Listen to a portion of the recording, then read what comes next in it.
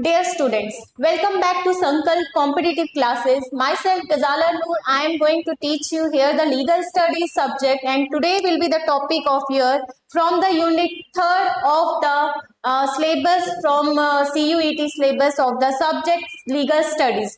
Today we will going to teach you the basic concept, the basic bullet points of the unit 3rd. Topic will be arbitration, tribunal, adjunction and the alternate dispute resolution. So let's begin with this. In today's topic, we will discuss here the first point of your syllabus, that is the adversarial and inquisitorial system. This is the one topic. The second is the introduction of alternate dispute resolution. And alternate dispute resolution, इसको हम ADR भी कहते हैं. ये जो syllabus है आपका, मैंने आपके आज 6 टॉपिक्स बताने हैं जिसमें से आपका कवर हो जाता है इंट्रोडक्शन के साथ आपका टाइप्स ऑफ एडीआर. आपके बेसिकली जो सिलेबस में दिया हुआ है mediation and conciliation and arbitration, ये अलग अलग दिए हुए हैं, बट ये बेसिकली आपके टाइप्स ऑफ एडीआर के अंदर ही आते हैं. तो जैसे ही मैं आपको टाइप्स ऑफ एडीआर का बताऊंगी तो डेफिनेटली आपका मीडिएशन, कंसिलेशन, आर्बिट्रेशन वाला पार्ट और जो इसका फोर्थ टॉपिक है, फोर्थ पार्ट है, काइंड है, टाइप है एडीआर का, वो है नेगोशिएशन, वो भी इसी के अंदर टॉपिक क्लियर हो जाता है. उसके बाद है एडमिनिस्ट्रेशन ट्रिब्यूनल, ये अलग एक टॉपिक है, और लोक अदालत. ठीक है, तो इसमें कंफ्यूज नहीं होना कि मैडम ने इसमें अलग अलग टॉपिक्स करवाए हैं या मिक्सअप करवाया है. ये आपके स्टेप बाय स्टेप चलते हैं. ठीक है, आपके सिलेबस के अकॉर्डिंग तो अलग अलग ऊपर नीचे शफल हो सकते हैं, लेकिन जिस तरह से आप लोग को पढ़ाया जाता है वो स्टेप वाइज पढ़ाया जाता है.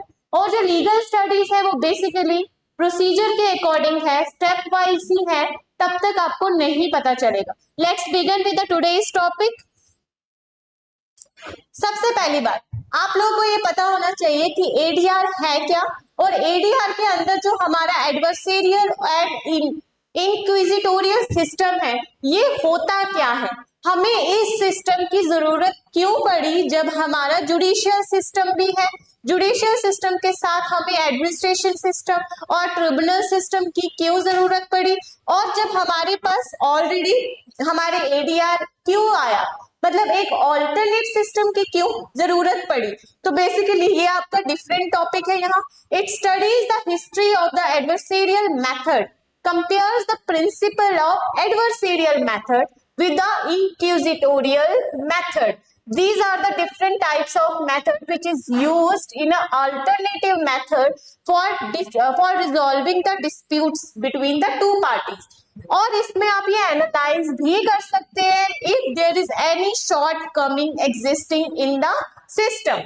ठीक है, एक के सिस्टम में, मतलब आपका एडवर्सेरियल सिस्टम एक अलग मेथड है और इंक्विजिटोरियल सिस्टम एक अलग मेथड है.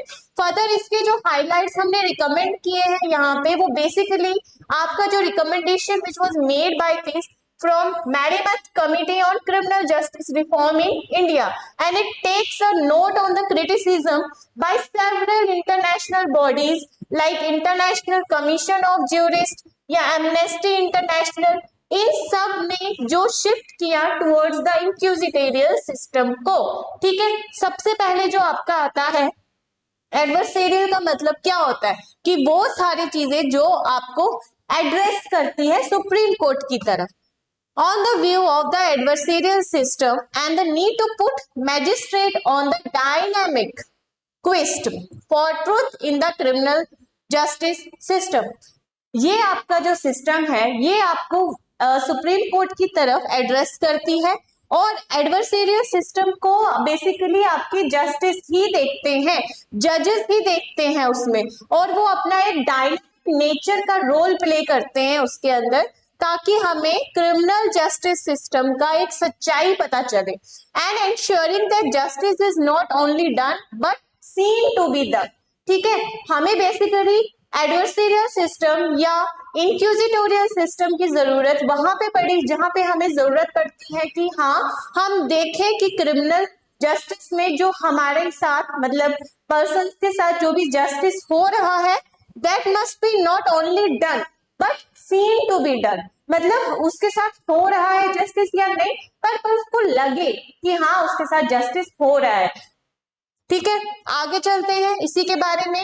इंक्विजिटोरियल सिस्टम और एडवर्सेरियल सिस्टम के लिए आप लोगों को पूरी पूरी बुक पढ़ने की जरूरत नहीं है, मैंने आप लोगों के लिए यहाँ पे कुछ बुलेट पॉइंट्स लाए हैं ताकि आपका कंसेप्ट क्लियर हो और आपका इससे रिलेटेड जितने भी क्वेश्चंस आए तो वो इसी के थ्रू आपके क्लियर हो सकते हैं। ठीक है, जुडिशियल मेथड, बेसिकली जब हमने जुडिशरी भी पढ़ा उसमें हमने जुडिशियल मेथड पढ़ा जो एक मोड है बाय विच हम कोर्ट के अंदर जा सकते हैं। ठीक है, और हमारी इसमें इंप्रूवमेंट भी होती है लॉज की, क्योंकि आपके जितने भी लॉज बनते हैं जजेस are not making the laws but they can interpret the laws. जितने जितने सर्कमस्टांशियल या सिचुएशन के अराइजेस में जितने भी डिस्प्यूट, नए नए डिस्प्यूट आते हैं, नए नए सिचुएशंस आती हैं, अलग अलग अमेंडमेंट्स भी होती है उसमें, हमें उसमें अपने लॉज को इम्प्रूवमेंट करने की भी एक क्षमता मिल जाती है। ठीक है, तो जुडिशियल मेथड जो है वो हम मोड लेते हैं कोर्ट का और हमें वो जरिया मिल जाता है कि हम एक इम्प्रूव भी कर सकते हैं अपने लॉज को। ठीक है, from the point of view the people govern by the legal system, it refers to a group of mechanism of laws, binding norms, ठीक है, प्रोसीजर भी है और इंस्टीट्यूशंस भी है within which they will avail the fruits of laws. ठीक है, इसका मतलब ये है कि यहाँ हमें पता है कि हमारे जितने भी लॉज है वो बाइंडिंग नेचर है, प्रोसीजर के थ्रू चलते हैं और कुछ ऐसे इंस्टीट्यूशंस भी है लॉज के जहां पे लोग अपने जस्टिस के लिए आते हैं या उनके साथ अगर कोई न्याय हो रहा है तो उनको जस्टिस मिल सके। तो इसी का मतलब है कि अगर कोई बंदा एक पेड़ उगाता है, ठीक है, फ्रूट्स का कुछ पेड़ उगा रहा है वो, तो डेफिनेटली उस फ्रूट फल फूल को बढ़ने के लिए भी कितनी सारी चीजों की जरूरत पड़ती है। ठीक है, उसी तरह वो उन लॉज का फल फूल से यूज कर सकता है, जैसे हमारे फंडामेंटल राइट्स है हम उसको यूज कर सकते हैं, हमारे जितने भी कॉन्स्टिट्यूशनल राइट्स है इफ दे आर वायलेटेड हम उसको भी किस तरह से यूज कर सकते हैं वो भी हमारे बहुत सारे लॉज में बताया है। However across the legal system of the human race countries not follow an equivalent mode of judicial procedure। ठीक है, बेसिकली हम जितने भी कहीं पर भी चले जाए तो बेसिकली ह्यूमन इतनी पॉपुलेशन है कि लीगल सिस्टम के उस रेस में वो नहीं फॉलो कर सकता एक इक्विवेलेंट वे ऑफ प्रोसेस। जाहिर सी बात है कभी कोई किसी मुद्दे को लेके, किसी कॉन्फ्लिक्ट को लेके किसी एक फ्लो में जा रहा है लेकिन उसका रूट्स बदल जाते हैं। ठीक है, क्रिमिनल नेचर का होता है या सिविल नेचर का होता है, सिविल में फिर और ऐसे फैक्ट्स और ऐसे एविडेंसेस वगैरह आ जाते हैं कि वो क्रिमिनल का रूप ले लेते हैं। तो इसीलिए आपके जो लॉज है इनके बहुत सारे प्रोसेस है, हमें बहुत सारे प्रोसीजर के थ्रू चलना पड़ता है। Different mode of criminal justice also provide a different measures to affect the offender. ठीक है, जो हमने क्रिमिनल लॉ और सिविल लॉ में पढ़ा, क्रिमिनल नेचर का जो है तो जाहिर सी बात है उसके अलग अलग प्रोसीजर्स होंगे। जो आपने क्राइम में पढ़ा, मतलब क्राइम की अगर आपको थोड़ा बहुत याद होगा उनमें हमने प्रोसीजर लॉ पढ़े, एविडेंसेस पढ़े, नए नए एविडेंसेस आते हैं, आपके नए नए प्रोसीजर्स आते हैं, किस तरह से उसको मोल्ड अप कर लेता है वो, किस तरह से कौन सा रूप ले लेता है, वो सारी चीजें आपकी डिफरेंट मोड्स आ जाते हैं। ठीक है, इतना क्लियर है कि जस्टिस प्रोवाइड करना एक विक्टिम को, उसमें बहुत सारे मोड्स आते हैं, बहुत सारे डिफरेंट टाइप्स की प्रोसीजर हमें फॉलो करना पड़ता है। ठीक है, इतना क्लियर है। फिर आता है जो हमारा एडवर्सरियल सिस्टम है, या हम उसको एडवर्सरी सिस्टम भी कहते हैं, which referred as a system which is fundamental to the court system. ठीक है, एडवर्सरियल सिस्टम का मतलब यही है जो फंडामेंटल हो, मतलब किसी के दबाव में नहीं है, कोई फोर्सफुली सिस्टम वैसा नहीं होना चाहिए, and to the court system because it is followed by the England. जैसा कि हमारे जितने भी लॉज है वो अभी तक कॉमन लॉ पे बोरो किया है, कॉमन लॉ के मॉडल पे बना हुआ है, तो डेफिनेटली हम इसको फॉलो करते हैं क्योंकि ये it was followed by the England, Australia, with in the other British dominion and colonial included India में भी। तभी आपके सिलेबस में ये आया हुआ है कि हम आपको एडवर्सेरियल सिस्टम भी पढ़ना पड़ता है। It advocates the supremacy of the law. Supremacy of the law means law हमारे यहाँ सुप्रीम अथॉरिटी रही है, और सुप्रीमेसी ऑफ द लॉ जो है वो हमारे यहाँ पे क्या है, सुप्रीम कोर्ट। ठीक है, that is identical action of law for all segments of the society.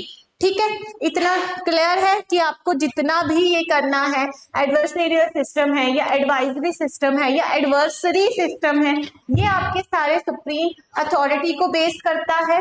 और दूसरा ये है कि ये हमारे हमने जो कॉमन लॉ के बेस पे हमारा सारा लॉज डिपेंड करता है, तो ये सारी सेगमेंट्स जो है हमारी सोसाइटी के सेगमेंट्स में आता है। ठीक है, तभी हमें एक एडवर्सरियल सिस्टम की जरूरत पड़ी। The adversarial system is that system where two parties' position are represented before an unbiased judge or a jury who effort to determine the truth behind the case. Adversarial system basically वो होता है जहां पे एक unbiased जज, definitely बायस जज तो होगा नहीं, क्योंकि हमारी जो सुप्रीम अथॉरिटी है, सुपरमेसी ऑफ द अथॉरिटी है या जुडिशरी है, वो कभी भी किसी के बायसनेस में नहीं आती, दैट इज टोटली इम्पार्शियल। तो डेफिनेटली एक जज को वहां दोनों पार्टीज के बीच में जो वो जस्टिस सुनाता है, उसको पूरा का पूरा इतनी मेहनत से काम करना पड़ता है कि वो उसके पास वो डिटरमाइन करना, वो पूरा एफर्ट लगाता है to determine the truth behind the case, that is known as the adversarial system. तो डेफिनेटली हमारे इंडिया में एडवर्सरियल सिस्टम है, means adversary system. This technique has many great aspects which is desirable system. ठीक है, जाहिर सी बात है इस सिस्टम के लिए बहुत ही ज्यादा एफर्ट लगाने पड़ते हैं, बहुत ही डिजायरेबल मेथड है ये हमारा। और adversarial system, the police and the defence are liable for gathering evidence. Definitely जब भी एविडेंसेस लगाने पड़ते हैं, जितने भी एविडेंसेस आते हैं, तो वो उसमें लाइबल, जैसे पुलिस वाले यहाँ पे क्या करते हैं कि चार्ज लगा देते हैं। ठीक है, फिर अगर उन्होंने कुछ गलत चार्जेस लगा दिए, इन्वेस्टिगेशन अच्छे से नहीं करी हो, और जो डिफेंस वाला बत्ता होता है वो भी कुछ खास अगर काम नहीं करता, तो यहाँ पे हमारी जुडिशरी कोर्ट में उनको भी डांट फटकार होती है। लेकिन यहाँ पे एडवर्सरियल सिस्टम में क्या होता है कि जो पुलिस और डिफेंस होती है, अगर उनके एविडेंसेस में ऐसा कुछ हो जाए तो वो भी लाइबल होते हैं। ठीक है, तभी बोला है कि पुलिस और defence are both liable for gathering the evidence and an evaluation of the evidence is completed by unbiased judge. Definitely हमारा जो जुडिशरी सिस्टम है that is totally impartial, role of impartiality है उसका, तो अनबायस्ड जज के सामने वो पूरे के पूरे कंप्लीट एविडेंस लाने पड़ते हैं। जजेस plays a very important character as a referee. Referee is just an example to just make you understand कि बेसिकली जज किस तरह से रोल प्ले करता है at a sporting event, and therefore the prosecutor officer and the defense counsel are the both athletes. ठीक है, जिस तरह से एक स्पोर्ट में एक रेफरी होता है और दोनों तरफ से एथलीट्स होते हैं, तो उसी तरह से दोनों पार्टीज की जो एडवोकेट्स होते हैं वो एथलीट्स की तरह काम करते हैं, और जो जज होता है वो एज अ रेफरी का काम करता है, means totally unbiased.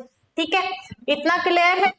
The main advantage of this technique, कौन सी टेक्निक, एडवर्सेरियल टेक्निक का, सिस्टम का, is that most of the procedural safeguard are in a favor of the accused. ठीक है, जाहिर सी बात है इस टेक्निक को यूज करने का मतलब ये है कि आपका जो एक्यूज्ड है उसको टोटल 100% सेफगार्ड प्रोवाइड करने का ये एक नया तरीका है। मतलब ये एक टेक्निक हम लेते हैं कि कोई भी विक्टिम हो उसको कंपनसेट करे, या उसका अगर कुछ पेनल्टी पड़ता है उसको दे, और जो एक्यूज्ड पर्सन है उसको फेवर करता है ये। ठीक है, मतलब सेफगार्ड प्रोवाइड करता है।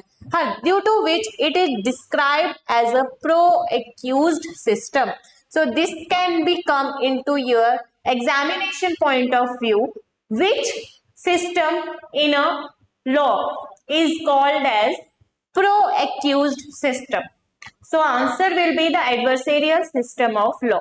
Okay, the succeeding safeguards are given to the accused the right to remain silent, the right to appeal, right to legal aid, right to be free from unwarranted searches and arrest etc. ये जो जितने भी rights हैं ये एक accused के लिए rights है और ये आपके राइट टू इक्वालिटी या आर्टिकल 21 के अंदर भी ये सारे राइट्स आपके प्रोवाइडेड हैं कि right to free legal aid service दे सकते हैं उसको, अगर उसके पास वकील करने के पैसे नहीं है या उसके पास कोई वकील नहीं है तो उसको एक वकील भी प्रोवाइड कर सकते हैं। अगर उसका केस में उसको फेवर में नहीं है उसका जस्टिस या ऑर्डर तो डेफिनेटली राइट टू अपील है, अपील करने की क्षमता आपके 90 डेज होती है। जैसे ही आपके ऑर्डर निकल जाता है या डिक्री दी जाती है, राइट टू रिमेन साइलेंट, वो चुप भी रह सकता है, जिस तरह right to freedom of speech and expression article 19 में है, उसकी रेस्ट्रिक्शंस दी है, तो वही आपका आर्टिकल 21 कहता है right to remain silence is also your fundamental right. ठीक है, तो ये सारे राइट्स आपको प्रोवाइड करते हैं एडवर्सेरियल सिस्टम। इसका एक नया तकनीक है कि भाई ये वाला सिस्टम टोटली एक प्रो एक्यूज्ड सिस्टम है। ठीक है, ये टोटली प्रोसीजर सेफगार्ड, इसका जो प्रोसीजर है वो टोटली ये है कि हम उसको हम एक्यूज्ड को सेफगार्ड प्रोवाइड करते हैं और वो उसको इस तरह से सेफगार्ड करते हैं कि ये जितने भी एक प्रिजन के जितने भी राइट्स होते हैं, एक्यूज्ड के जितने भी राइट्स होते हैं वो इस सिस्टम के जरिए उनको प्रोवाइड किया जाता है। ठीक है, चले जी अब बात करते हैं एडवर्सेरियल और इंक्विजिटोरियल के बीच में क्या डिफरेंसेस है। अगर डिफरेंस है तो इनके बीच में क्या सिमिलैरिटीज भी है। सबसे पहले एडवर्सेरियल सिस्टम जिसको हम प्रो एक्यूज सिस्टम कहते हैं, रूल्स ऑन एविडेंस। ठीक है, ये एविडेंस पे बेस करता है, मींस जितने भी एविडेंस आएंगे चाहे वो एक्यूज के खिलाफ हो या उसके फेवर में हो तो ये total based upon the evidence, not strictly follow, इसमें नहीं यूज होता और बेसिकली ये वाला अभी तक खास यूज भी नहीं होता क्योंकि इंक्विजिटोरियल सिस्टम में आपके जो जजेस होते हैं they will act as a director. ठीक है, डायरेक्टर के हिसाब में यूज करेंगे, वहां एविडेंस यूज नहीं होते, यहाँ एविडेंस यूज होते हैं। यहाँ जो जज है वो एक एम्पायर के हिसाब से काम करता है, that is totally unbiased, this is also based upon the unbiased जज, बट उसमें डायरेक्टर है। जब उसमें एविडेंस ही नहीं है, प्रूफ्स वगैरह नहीं होंगे, बर्डन ऑफ प्रूफ किसी ऊपर नहीं है तो ये वाला सिस्टम ज्यादा देर तक नहीं चल पाया। इसका main object is to arrive at possible truth. ठीक है, पॉसिबल ट्रूथ का मतलब है कि जो चीज हो सकती है, may be it may be consider the principle of natural justice, like जैसे किसी ने अपने आप को बचाने के लिए किसी और को गोली मार दी, ये पॉसिबिलिटी है। ठीक है, यहाँ पे ये है कि जो एब्सोल्यूट ट्रूथ है कि इसने खुद को बचाने के चक्कर में दूसरे को गोली मार दी, दोनों की लाइन्स दोनों सेम है, दोनों क्रिमिनल नेचर की जो ये लाइन्स है वो दोनों सेम है, लेकिन एक में है कि पॉसिबल ट्रूथ है कि उसने खुद को बचाने के चक्कर में उसको मार दिया, मतलब उसको चलो धक्का भी मार दिया लेकिन उसकी इंटेंशन नहीं थी, उसकी इंटेंशन यहाँ क्या आ जाती है कि भाई वो खुद को बचा रहा था। यहाँ पे ये था कि वो उसका इंटेंशन था कि दूसरों को मारने। ठीक है, एब्सोल्यूट ट्रूथ और पॉसिबल ट्रूथ का मतलब ये है कि जो एक पॉसिबिलिटी हो सकती है जिसको हम प्रिज्यूम भी करते हैं, ये है जो सामने सामने दिख रहा है कि हाँ इसने इसका मर्डर किया है, बस जस्ट आपको समझाने के लिए। ठीक है, जज इन्वॉल्वमेंट इज लिटिल एंड निल। ठीक है, यहाँ तो जज की इन्वॉल्वमेंट है, यहाँ पे थोड़ी सी इन्वॉल्वमेंट है क्योंकि वो बायस्ड है, वो दोनों के मद्देनजर रखता है कितना एविडेंस है क्या नहीं, क्योंकि यहाँ पे आपका एविडेंस के बेस पे फॉलो करता है। जज इन्वॉल्व एक्टिवली, क्योंकि यहाँ पे जब आपके एविडेंसेस नहीं है तो जज फुल्ली इन्वॉल्वमेंट देता है दोनों पार्टीज की प्रोसीडिंग्स में। ठीक है, इसमें no possibility of biasness, definitely आपके एडवर्सेरियल सिस्टम में कोई भी पॉसिबिलिटी नहीं है कि वो बायस हो सकता है या उसके ऊपर किसी का दबाव हो सकता है। यहाँ पे पॉसिबिलिटी है कि वो बायसनेस दिखा सकता है क्योंकि he is also fully participating in the proceedings और इसमें आपके एविडेंसेस भी नहीं है, So this was the difference between the adversarial system and inquisitorial system of law in India also, as well as the other side like Australia, England and the British colonial system type. ठीक है, इतना clear है। ये रहा आपका first topic, छोटा सा topic था, इसमें घबराने की कोई बात नहीं है, किसी को कोई भी डाउट हो तो वो पूछ सकते हैं। फिर बात आती है आपके सेकंड टॉपिक की, जो आपके यूनिट थर्ड के अंदर ही है, that is the introduction to alternate dispute resolution. तो ऑल्टरनेट डिस्प्यूट रेजोल्यूशन जो है वो हमें क्यों जरूरत पड़ी, क्यों हमें एक ऑल्टरनेट डिस्प्यूट रेजोल्यूशन की जरूरत पड़ी। अगर आपके पास कोर्ट है, ठीक है, अगर ऑलरेडी कोर्ट की मौजूदगी है तो आपको एक एक्स्ट्रा, या हम बोल सकते हैं एक alternate method of resolving the dispute between the two parties हमें जरूरत क्यों पड़ी। तो अब इसमें पढ़ते हैं, today's world has become a globalised and commercial with the advent of technology. No doubt today is the modern technology way, ठीक है, हर कोई एक ग्लोबलाइज वर्ल्ड में रह रहा है जहां पे टेक्नोलॉजीज, न्यू मॉडर्न टेक्नोलॉजीज का भी एडवेंट हुआ है। People can now contract with each other and settle the business deals and disputes when they are sitting at the opposite end of the world। इतना क्लियर है। जाहिर सी बात है, जितना जितना मॉडर्न सिटीज होते रहेंगे हमें आपस में बैठ के सेटलमेंट की जरूरत नहीं पड़ती, हमें आपस में बैठ के डील्स की जरूरत नहीं पड़ती। We can deal it on the technologies में, मॉडर्न टेक्नोलॉजीज है, ठीक है, इतना भी क्लियर है। Most people no longer have a time to go and file papers at the court and then wait for a long period of hearing. So we all know court can delay the hearings। Court में इतने सारे proceedings चल रहे होते हैं कि हर एक की प्रोसीडिंग्स वहां नहीं पहुंच पाती। हर 15-15 दिन के बाद आपकी डेट्स चेंज होती रहती है, जिसपे आप लोगों ने कभी सुना होगा तारीख पे तारीख, ठीक है। We rapidly approaching a stage where litigation is being replaced with alternate dispute resolution, जिसको हम ADR भी कहते हैं, due to the inefficiencies and drawbacks of litigations। Why there are happening drawbacks of litigations और the inefficiencies, ठीक है, क्यों, क्योंकि वहां डिले होते हैं, टाइम पे उस कोर्ट में नहीं पहुंच पाते हैं, ठीक है। जैसे अगर कोई बंदा दिल्ली में रह रहा है, उसका केस मद्रास में चल रहा है या साउथ में चल रहा है, तो वो उस टाइम पे मे बी बहुत बिजीनेस की वजह से या बहुत ही सारे कामकाज की वजह से वो नहीं पहुंच पाते। तो कुछ ड्रॉबैक्स भी रहे हैं हमारी लिटिगेशंस में, तो तभी हमें alternate resolution, alternate dispute resolution, जिसको हम ADR भी कहते हैं, इसको हमें रिप्लेस भी करना पड़ा, ठीक है। ये नहीं है कि हम लिटिगेशन के बजाय ADR करते हैं, लेकिन इसके बदले में भी हम ADR की हेल्प ले सकते हैं। वो कैसे लेंगे? India has not quite reached a stage where litigation has been completely displaced by ADR method, ठीक है। इंडिया अभी तक वहां नहीं पहुंच पाया है जहां तक बाहर के देशों में अभी भी, मतलब वहां के देश, जो बाहर के देश है इंडिया को छोड़ के, वो लोग ADR में टोटल तब्लीग हो चुके हैं, ठीक है। लेकिन इंडिया अभी तक पूरा रिप्लेस नहीं कर पाया है कि वो लिटिगेशन की बजाय ADR में मूव ऑन कर सके, ठीक है। But the legal system is the beginning to see the benefits of ADR, alternate dispute resolution।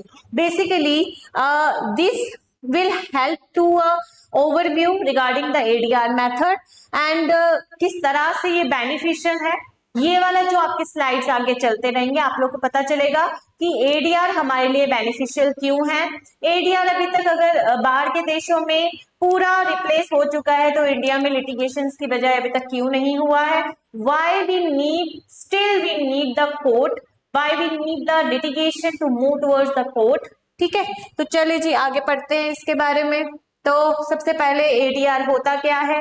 Alternate, एक ऑल्टरनेट मेथड, कोर्ट के बजाय एक अलग से कुछ ऐसा मेथड, अलग से एक सिस्टम जहां पे आप अपने कॉन्फ्लिक्ट्स को रिजॉल्व कर सकते हैं या अपने डिस्प्यूट को रिजॉल्व कर सकते हैं। It refers to a range of dispute settlement method which help the parties in the dispute to come the settlement without going the court और with litigating on the said matter. ठीक है, मतलब आप litigation को file ना करें court में, आप डायरेक्टली एक ऑल्टरनेट डिस्प्यूट रेजोल्यूशन की जगह अपना डिस्प्यूट सेटल कर सकते हैं इस मेथड के थ्रू।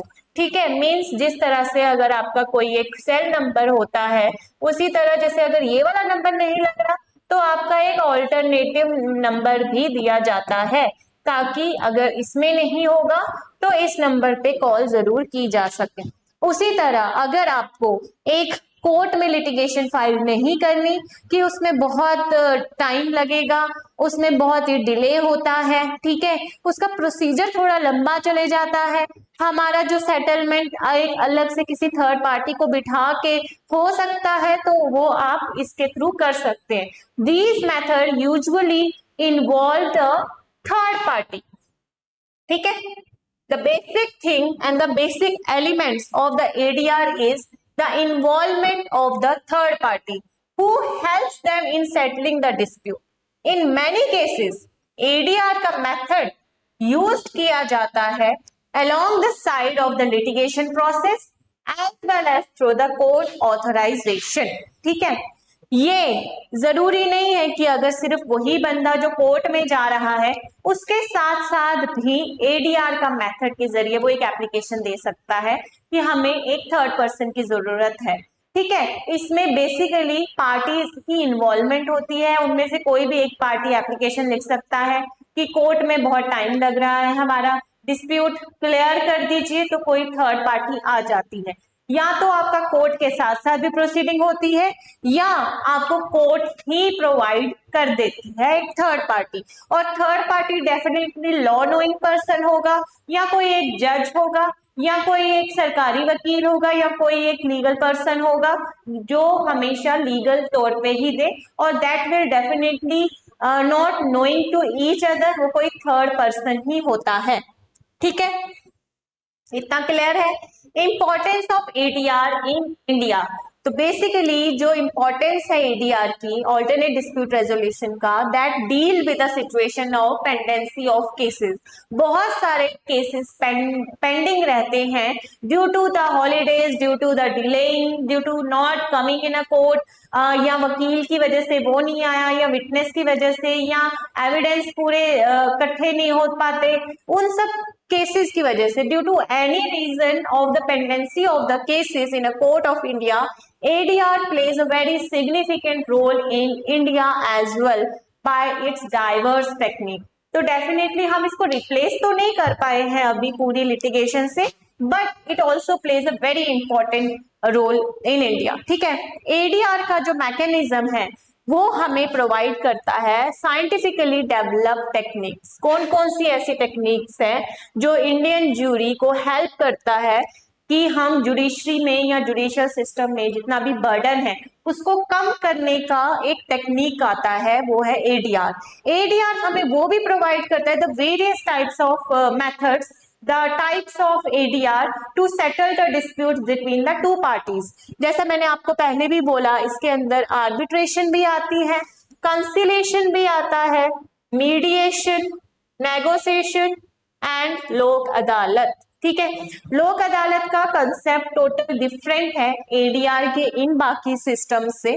लोक Adalat is basically considered in a court. ठीक है, ये साल में क्वार्टरली या 6-6 महीने के बाद आपके district level, taluk level, state level या नेशनल लेवल पे लगती रहती है, जिसके जरिए बहुत सारे पेंडिंग केसेस, जैसे छोटे मोटे केसेस होते हैं, वो लोक अदालत में एक ही जगह इकट्ठे होके आपके केसेस डिसॉल्व हो सकते हैं। ठीक है, ये बेसिकली बहुत ही इजी होती है, इसके जरिए बहुत ही ज्यादा हेल्पफुल हुआ है।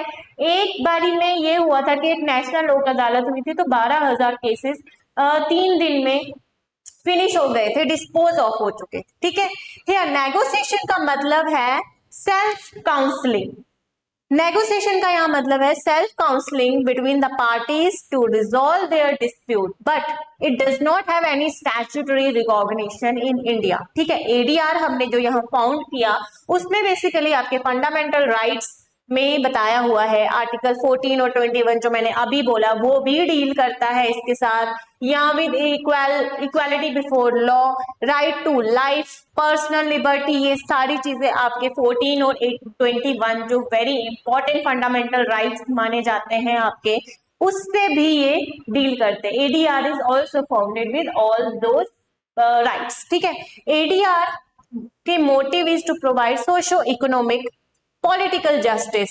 ठीक है, सोशियो इकोनॉमिक मीन सोसाइटी से रिलेटेड या आपका जो जस्टिस प्रोवाइड करता है पॉलिटिकली, उन सब चीजों से प्रोवाइड करता है और उसमें मेंटेन करता है कि सोसाइटी में इंटीग्रिटी बने रहे। और एनश्राइंड इन द प्रियम्बल, जो प्रियम्बल में आप लोगों ने पढ़ा होगा कि जो भी उनके नेचर थे, ऑब्जेक्टिव थे, उन सारी चीजों पर ही आपका एडीआर सारा सेटलमेंट करता है। ADR also strive achieve equal justice and free legal add providing under article 39A। Article 39A basically आपका डीपीएसपी है। डीपीएसपी को हम क्या बोलते हैं? Directive principles of state policy. और आपका एडीआर उसमें भी अचीवमेंट देता है कि आप उसके जरिए भी अपना ऑल्टरनेट डिस्प्यूट कर सकते, एक ऑल्टरनेटिव के जरिए। ADR is not a thing, ठीक है, एडीआर के अंदर आपको सारी चीजें मिलेंगी लाइक आर्बिट्रेशन। एडीआर के जरिए तो आप कर रहे, एडीआर इज नॉट कोई ऐसा काम या कुछ टेक्निक। एडीआर के थ्रू आप एक ऑल्टरनेट डिस्प्यूट रिजॉल्व करना चाहते हैं, तो ऑल्टरनेट डिस्प्यूट को रिजॉल्व करने के लिए आपको किसी मेथड की जरूरत पड़ेगी। अगर आप एक अलग तरीके से अपना कॉन्फ्लिक्ट रिजॉल्व करना चाहते हैं, तो उसमें भी फिर बात आती है कि आप एडीआर के थ्रू तो कर रहे हो, एक ऑल्टरनेट तो यूज कर रहे हो, लेकिन उसमें कौन सा मेथड यूज कर रहे हो। ठीक है, वो चीज पढ़ेंगे अब यहाँ पे कि अगर आपको कोई ऑल्टरनेटिव मीन्स यूज करना है तो वो क्या करोगे। आर्बिट्रेशन का बंदा आएगा जिसमें फाइनल अवार्ड मिलेगा, नेगोशिएशन में आएगा, काउंसिल करना चाहते हो, या मीडिएटर। ये वर्ड्स हैं इसके अंदर जो आपको पढ़ने की जरूरत है। Moreover there are few important provisions relating to ADR. Section 89 of CPC, ठीक है, this will also ask in a MCQ type of question, provides the opportunity to the people if it appears to a court there exists the elements of settlement of dispute outside the court। ठीक है, ये provide करता है कि अगर आपका ऐसा case है, पैटी केस है, जिसके जरिए आपको कोर्ट में काफी टाइम लगेगा, तो अगर आप आउट ऑफ सेटलमेंट करना चाहते हैं तो आपको कोर्ट भी वहां अंडर सेक्शन 89 के थ्रू आप ये भी प्रोसीजर फॉलो कर सकते हैं जो मैंने पहले बोला। या तो आपको कोर्ट ऑथराइज करेगी, अंडर सेक्शन 89 के थ्रू आप भी जा सकते हैं और सेम डिस्प्यूट रेफर कर सकते हैं थ्रू आर्बिट्रेशन, कांसिलेशन, मीडिएशन या लोक अदालत के थ्रू। लोक अदालत का ये होता है, अगर कमिंग लोक अदालत है तो उसमें मैक्सिमम एडवोकेट्स क्या करते हैं, उसको एडीआर में दे देते हैं या लोक अदालत में केस रेफर कर देते हैं ताकि उनका केस जल्द से जल्द डिस्प्यूट जो भी है वो क्लियर हो सके, रिजॉल्व हो सके। The act which deals with the alternative resolution are, जो एक्ट है, एक एक्ट होता है, एक लॉ बनता है जिसके जरिए उसका सारा प्रोसीजर फॉलो किया जाता है। किस तरह से आपको एप्लीकेशन फाइल करनी है, किस तरह से दोनों पार्टीज आ सकती हैं, वो किस तरह से अपने जो कोर्ट में पेंडिंग केस है उसको वहीं से स्टार्ट करना है या स्टार्टिंग से स्टार्ट करना है, उनके जो अवार्ड मतलब जो डिक्री या ऑर्डर या जजमेंट सुनाई जाती है वो फाइनल है या नहीं है। ठीक है, जरूरी नहीं है ना कि अगर उन्होंने एक ऑल्टरनेटिव मेथड यूज किया है तो अगर वहां बैठा जज जो भी होगा पैनलिस्ट उनको कुछ भी किसी के भी फेवर में डाल दे, वो अगर मंजूर उनको नहीं है कि हमारे फेवर में चला गया, वो वापस से भी जा सकते हैं कोर्ट में, या उनके पास ये अथॉरिटी है कि वो अपील भी कर सकते हैं। ठीक है, वो किस तरह से अपील होगी, वो आपके आर्बिट्रेशन एंड कांसिलेशन एक्ट 1996 के एक्ट से या लीगल सर्विस अथॉरिटी एक्ट जो कि आपका 1987 है, और जो JNK का है वो 1997 का एक्ट है। ठीक है, इसमें ज्यादा डिफरेंसेस नहीं है, बस केसेस के डिफरेंसेस है। JNK के एक्ट में JNK के केसेस होंगे और इंडिया के एक्ट में सेम इंडिया के जो बाहर के केसेस होंगे। ठीक है, इतना क्लियर है कि आपको इन एक्ट्स के जरिए आप डील कर सकते हैं एडीआर का। ठीक है, चले जी, this is the main important thing what I really want to know the things regarding the types of ADR. इसमें आपका आर्बिट्रेशन आ जाता है, ठीक है, और फिर कंसिलेशन आ जाता है, ठीक है, और नेगोशिएशन आ जाती है, कंसिलेशन आ जाती है, मीडिएशन आ जाती है। एक अलग से मैंने यहाँ पे बताया हुआ है जो आपको आपके सिलेबस में नहीं है बट आपको पता होना चाहिए, द कोलैबोरेटिव लॉ। ठीक है, इसमें अब क्या क्या बात है, एक neutral arbitrator renders a decision called an award. ठीक है, एक न्यूट्रल बंदा आता है, मतलब एक पर्सन आता है पार्टीज एक्स एंड वाई के बीच में, जो न्यूट्रल होगा, वो इन दोनों का आपस में नोन का नहीं होगा, and there has been a presentation of the evidence. ठीक है, एविडेंस जरूर होते हैं। कंसिलेशन क्या होता है, एक न्यूट्रल थर्ड पार्टी बैठती है एक्स एंड वाई पार्टीज के बीच में, एक न्यूट्रल बंदा ले लो, कंसिलेशन वाले में एक न्यूट्रल थर्ड बंदा आएगा जो इन दोनों के पार्टीज के इंफॉर्मेशन को एक्सचेंज करेगा और वो कंसील करता है, जैसे हम कंसील करते हैं ना, किसी को कंसोल करते हैं, भाई थर्ड पार्टी आती है तो उसको थोड़ा शांत करवाते हैं, उसी तरह इसमें है कि ये दोनों पार्टीज का सुनता है, दोनों पार्टीज के इंफॉर्मेशन लेता है, फिर उन दोनों पार्टीज को बताता है। ठीक है, वो दोनों पार्टीज पहले अलग अलग भी आती है और एक साथ भी आती है। जिस तरह आपके केसेस में जो नॉर्मल केसेस होते हैं उसमें क्या होता है, एक वकील आता है, वकील ही बताता है उन पार्टीज के बीच में क्या हुआ क्या नहीं, तो यहाँ पे पार्टीज खुद उस जज के सामने या न्यूट्रल पर्सन के सामने अपनी इंफॉर्मेशन बताते हैं। This is about the conciliation. Arbitration का जो अवार्ड होता है that will be a final award. ठीक है, वो उनको उनकी बात माननी पड़ती है, चाहे वो एक्स के फेवर में जाए या वाई के फेवर में जाए, तभी ज्यादातर मीडिएशन और कंसिलेशन में प्रेफर करते हैं। Arbitration will be given a final award. ठीक है, फिर बात आती है मीडिएशन की। मीडिएशन में एक वेरी फ्लेक्सिबल प्रोसेस है इसमें कि आप एक टाइम डिस्प्यूट यूज अगर करते हैं, time during the course of the dispute, ये मीडिएटर का होता है, ये भी एक थर्ड पार्टी होती है, लेकिन इसका अवार्ड फाइनल नहीं होता, वो बस दोनों के बीच में एक सेटलमेंट का वो बताता है कि ये इसके फेवर में जाएगा, ये इसके फेवर में जाएगा। तो इसमें फ्लेक्सिबल ही है ये कि अगर आपको मीडिएटर या मीडिएशन के जरिए आपने एक ऑल्टरनेटिव मेथड यूज किया है, ठीक है, अगर आपको लाइक उसने एक्स के फेवर में बता दिया तो ये वापस से अपना केस कोर्ट में डाल सकता है। ठीक है, तो वाई के फेवर में भी जा सकता है, तो ये भी, या ये दोनों अपील में भी जा सकते हैं। नेगोशिएशन, नेगोशिएशन का मतलब होता है traditionally occurs directly between the parties and their counsel and does not involve third neutral party. ठीक है, नेगोशिएशन का बेसिकली है कि इन दोनों के बीच में नेगोशिएट कर दो। ठीक है, इसमें कोई थर्ड पार्टी नहीं आता है, सिर्फ आपका जो इसमें जो पार्टीज के जो काउंसिल्स होते हैं ना, वो नेगोशिएट करवा लेते हैं। जैसे हम बोलते हैं ना कि इन्होंने आउट ऑफ सेटलमेंट कर ली, मतलब कोर्ट से बाहर में आपस में नेगोशिएशन कर लिया। जैसे अगर ये ज्यादातर आपके कंपनसेशन को होगा कि अगर उसने 2000 देने, इसने 5000 देने, तो इसमें पैटी केसेस बनता है, इसमें कोर्ट में आने की जरूरत नहीं पड़ती, इनके आपस के जो काउंसिल्स होते हैं वो ही आपस में सुलझा लेते हैं। ठीक है, अभी हम इनको थोड़ा सा डिटेल में पढ़ते हैं, ये मैंने थोड़ा शॉर्टकट बताया आपको।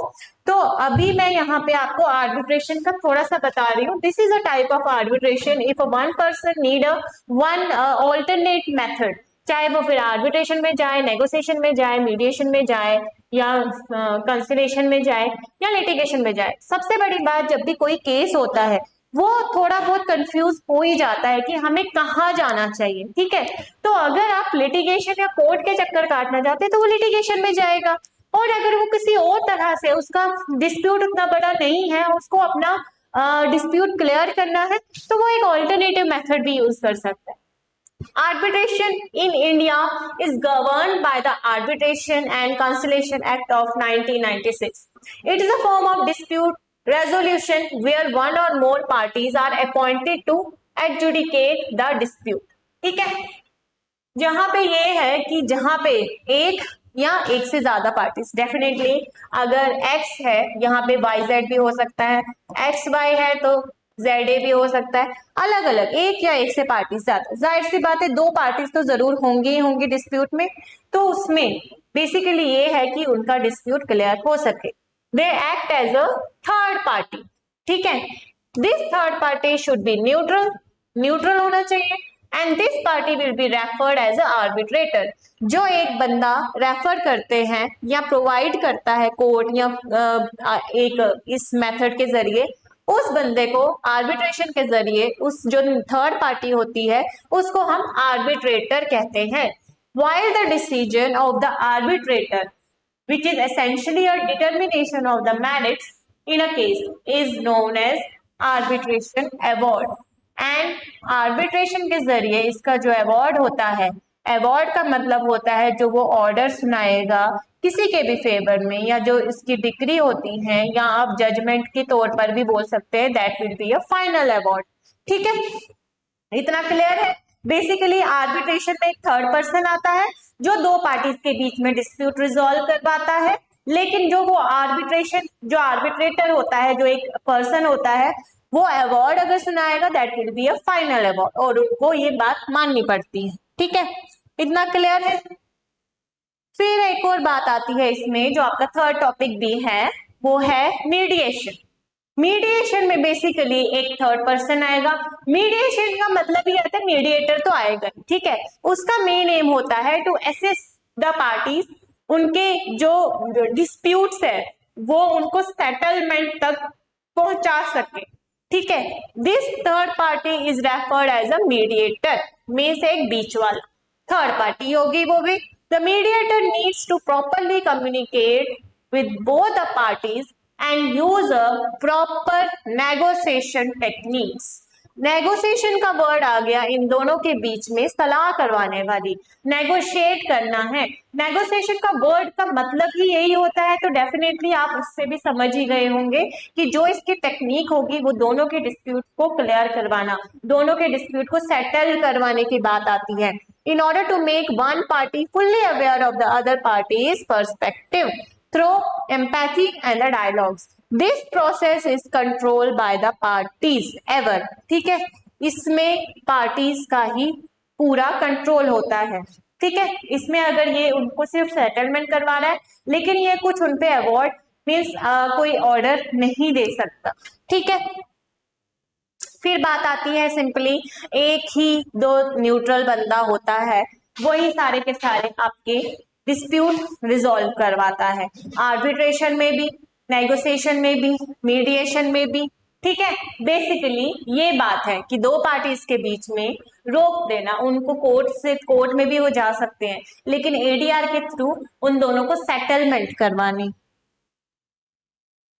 चले जी, फिर बात आती है नेगोशिएशन की। नेगोशिएशन का तो मतलब ही यही समझ आ गया कि it is also a form of to clear the disputes between the two और मोर पार्टीज, ठीक है। They can work together also and find the mutual acceptable solution.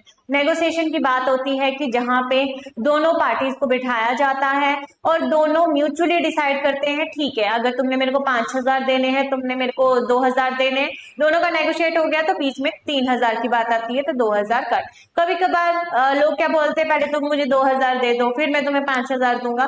तो नेगोशिएशन यहाँ पे just I am just giving you an example कि how the negotiation works, ठीक है। The parties में choose to be a representative by their attorney during their negotiation, and negotiation is not a statutorily recognized in India, there are no set rules।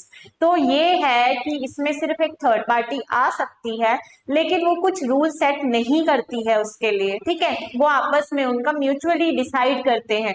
That mean जो negotiation है वो एक process है to communicate the between, और जब तक बातचीत नहीं होती तब तक कॉन्फ्लिक्ट जो डिस्प्यूट होते हैं वो रिजॉल्व नहीं होते, क्योंकि जब तक जैसे एक बंदे ने डिस्प्यूट कोई राइज कर दिया, दूसरे बंदे ने केस कर दिया, उनके बीच में आपस में बात नहीं हो रही, वो कंफ्यूज हो रहे हैं, कम्युनिकेशन नहीं हो रही है, तो तब तक उनको अपना डिस्प्यूट भी नहीं पता चल रहा है। तो जब तक वो कम्युनिकेट करते हैं, एक नेगोशिएशन के जरिए उन दोनों को बिठाया जाता है आपस की सुलह की वजह से, वो कम्युनिकेशन की एक जरिया होता है आपके डिस्प्यूट को रिजॉल्व करने का। ठीक है, तो वॉलंटरी इसमें एंटर हो सकते हैं वो लोग। ये नॉन बाइंडिंग है क्योंकि नेगोशिएशन के पास ऐसा कोई सेट ऑफ रूल नहीं है कि वो अपना अवार्ड सुना सके, मीन्स अपना जो ऑर्डर है उनपे सुना सके। ये दोनों के बीच की आपसी सहमति की वजह से बातचीत होती है। ठीक है, और जो टोटल कंट्रोल है वो पार्टीज का ही होता है इसमें। और इसमें जो इंटरेस्ट होता है that will keep into mind that the all the procedure will be followed via the act of 1996। ठीक है, चलिए जी, आपको इससे कोई भी क्वेश्चन पूछने हो, कोई भी क्वेश्चन ऐसे रिलेटेड हो कि कंसिलेशन अगर ये है आर्बिट्रेशन, आप कमेंट सेक्शन में बता सकते हैं। कंसिलेशन मीन्स कंसील करना, इसमें एक थर्ड पार्टी बैठती है who is called the conciliator, talks to the parties involve separately so that the parties can arrive at a mutually acceptable solution। ये बेसिकली आपका नेगोशिएशन तक ही है। नेगोशिएशन में बेसिकली आपके थर्ड पार्टी नहीं आती, कोई भी एक आ जाता है, नेगोशिएट करते हैं, तो नेगोशिएशन में उन दोनों पार्टीज को बिठाया जाता है और वो दोनों आपस में बातचीत करके सुलह कर लेते हैं। कंसिलेशन का ये मतलब होता है जहां पे एक थर्ड पार्टी का होना जरूरी है। और conciliation is also govern in India under the arbitration and conciliation act of 1996। ठीक है, under section 61 these are the important points from the act which gives arise and the which provides the conciliation part। Main section 61 में बताया हुआ है, इसमें third party है और ये आपकी इंडिया में भी गवर्न दिया हुआ है। ठीक है, provide the conciliation is to provide for the disputes arising out of a legal relationships whether they are contractual or not। ठीक है, ये बेसिकली आपकी उन पार्टीज को डील करता है जिनके बीच में कॉन्ट्रैक्ट हुआ हो या नहीं हुआ है, बट लीगल रिलेशनशिप भी हो, लाइक मैरिटल रिलेशनशिप्स भी में भी कंसिलेशन का बहुत बड़ा योगदान रहा है। ठीक है, तो बेसिकली ये सारा कुछ आपका टाइप्स के बारे में थी। 4 टाइप्स की थी, arbitration, mediation, conciliation and negotiation का। ठीक है, इतना क्लियर है। बात आती है अब अगर आर्बिट्रेशन है तो एडमिनिस्ट्रेटिव ट्रिब्यूनल क्या है, तो जिसको हम कैट भी कहते हैं। आजकल JNK में भी आपका हर एक स्टेट में आप देखो कि एक ट्रिब्यूनल जरूर होता है। ट्रिब्यूनल की बात अगर करते हैं तो ट्रिब्यूनल की बात यही होती है कि जो आपके नेवी ऑफिसर्स, मिलिट्री ऑफिसर्स या एयरफोर्स ऑफिसर्स के जो केसेस लगते हैं वो ट्रिब्यूनल में लगते हैं। ठीक है, फिर बात आती है central administrative tribunal. This is the original logo of the central administrative tribunal. तो अब एडमिनिस्ट्रेशन की बात आई या ट्रिब्यूनल की बात आती है तो वो क्या चीज है। ठीक है, basically this type of the court will be happening in the CAT means central administrative tribunal. ये जो एडमिनिस्ट्रेटिव लॉ है इसका जो टर्म ट्रिब्यूनल है is used in a significant sense and it refers only to adjudicating the bodies which is outside the spheres of the ordinary judicial system। ठीक है, means administrative system जो tribunal use किया गया है हमने, वो आपके आउट ऑफ कोर्ट का है, एक ऑर्डिनरी बॉडी है वो। ठीक है, जुडिशरी सिस्टम के साथ उसका अलग सा इंपॉर्टेंट है। Technically in India the judicial powers are vested in a court. Definitely जजेस जो है वो जो जुडिशरी सिस्टम चल रहा है वो कोर्ट में है, यहाँ पर भी आपके जजेस ही बैठे होते हैं ट्रिब्यूनल में, लेकिन ये बेसिकली उस टाइप का कोर्ट नहीं होता है। ठीक है, which aims to safeguard the rights of the individual and promote the justice. Simple, ये आपका जुडिशरी कहती है। Therefore to institute an effective system of the judiciary with fewer complexities, the judicial powers are delegated to the administrative authorities and thus giving rise to the administrative tribunals या adjudicating bodies, या आप ये बोल सकते हैं कि quasi judicial features। जहां department के केसेस होते हैं वो उनका एक अलग सर्विस मैटर्स चलते हैं। ठीक है, वो कोर्ट में नहीं होते हैं, वो बेसिकली उनके लिए ट्रिब्यूनल बनाया गया है। जैसे मिलिट्री का कोर्ट मार्शल चलता है, एयरफोर्स वगैरह जितने भी हैं उनके कोर्ट मार्शल होते हैं, कोर्ट मार्शल ही आपके ट्रिब्यूनल्स में आते हैं। ठीक है, ये एक अलग फॉर्म का जस्टिस प्रोवाइड करना है जहां पे उनके जितने भी कॉम्प्लेक्सिटीज होती हैं या जितने भी आपके अराइज होते हैं डिस्प्यूट्स, उसमें सर्विस मैटर्स के या आपके डिपार्टमेंट के केसेस या मिलिट्री एयरफोर्स वगैरह, तो वो सारी चीजें आपके सेंट्रल एडमिनिस्ट्रेटिव ट्रिब्यूनल देखती हैं। ठीक है, ये एक सिस्टम है, कोर्ट का ही सिस्टम है, लेकिन कोर्ट के बाहर उसमें ऐसे कटघरा वगैरह वैसा नहीं होता। ठीक है, इसमें आप पैनल बैठते हैं।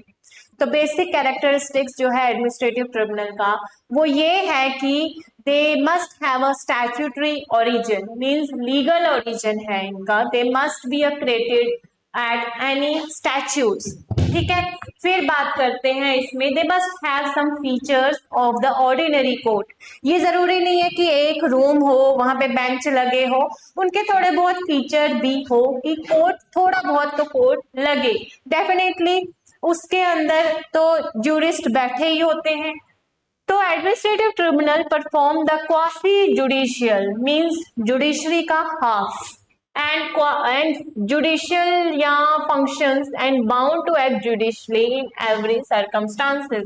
अभी मैंने बोला कि कोर्ट के जैसा नहीं होता, लेकिन क्वासी जुडिशरी बताया हुआ है कि इसमें थोड़ा बहुत कोर्ट के फीचर्स, ऑर्डिनरी फीचर्स आप इसमें डाल सकते हैं, जैसे जूरिस्ट बैठे होंगे, पैनलिस्ट बैठे होंगे वहां पे। They are not adhered by strict rules of evidence and the procedures. ठीक है, उनके ऐसे कोई स्ट्रिक्ट रूल्स नहीं है कि आपको नेक्स्ट डेट पे ये एविडेंस लाना है, नहीं लाया है तो एडजर्नमेंट लग जाएगी। इसमें वैसा स्ट्रिक्ट रूल्स ऑफ एविडेंसेस या प्रोसीजर नहीं होता है एडमिनिस्ट्रेटिव ट्रिब्यूनल में। Administrative tribunals are independent. Definitely, if our judiciary is independent, so this is the ordinary part or quasi-judicial. So this will also independent in nature and not subject to any administrative interference or the discharge of the judiciary or the quasi-judiciary system. यहाँ ठीक है।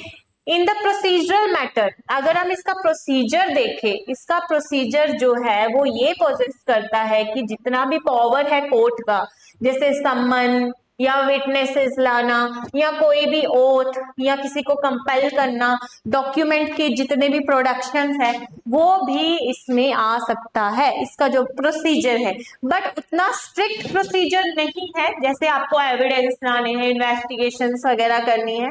पर हाँ, ये वाले सारे चीजें जो प्रोसीजर में आता है, सम्मन तो जाएगा ही जाएगा। ठीक है, these tribunals are also bound to abide by the principles of natural justice. हमारी जो कोर्ट है वो rare to the rarest cases में ही प्रिंसिपल ऑफ नेचुरल जस्टिस का उपयोग करती है, लेकिन they are bound to use the principle of natural justice. Fair, open, impartial, ये सारे वर्ड्स आपके एडमिनिस्ट्रेटिव ट्रिब्यूनल में यूज होते ही होते हैं। क्यों? क्योंकि वो आपस में ही बैठते हैं, उनका डिस्क्रिशनरी पावर होता है, तो वो उसका पूरा स्टोरी सुनते हैं। एक केस को खत्म करने की उनकी कोई मनचाहा नहीं होता कि 10 साल तक लगे रहे। ठीक है, इतना क्लियर है?